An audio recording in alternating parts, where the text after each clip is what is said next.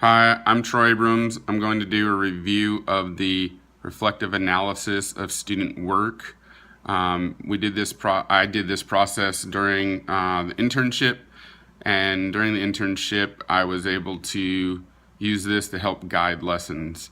An important point, it was completed not just by my own thoughts, but also a collaborative effort between me and other team members, particularly the monitoring comms for my internship. The process the process used was to evaluate the student through interview, collaborative meetings with the mentor. Also, we were able to evaluate the individual by performance to see what he needed based on past and present performance.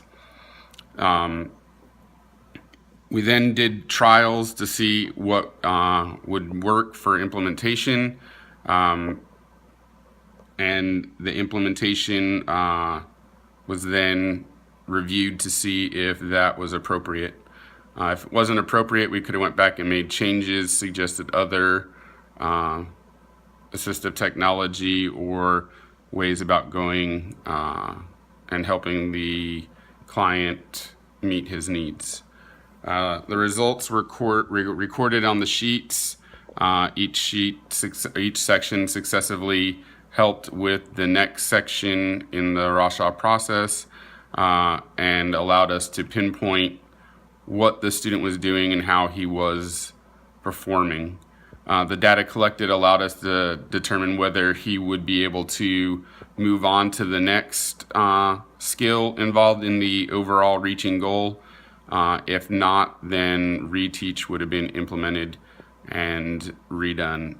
Pretty much my student, labeled Lane Frost, was able to complete his lessons and successfully did so, learning the techniques.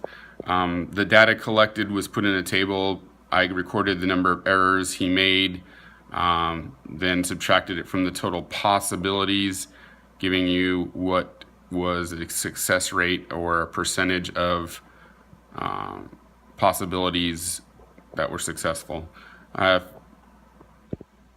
We look here, I have the results in a table, and then each one tells a little bit about what happened and his percentage. So as we went through, there's 85% complete, 76% for cane arc height. Then the next one is constant contact cane arc width, 84%. And then we have trailing a wall using a diagonal cane technique, and that was 85.7%, and then last 76.9% for close quarters technique.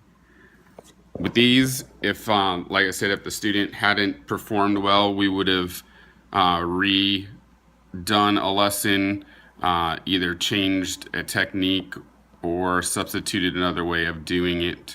I like the RASW process because, like I said, it allows you to focus in on one task, hit it with all you have available for the client, and be able to give a numeric value to the success rate, at least the way I collected the data.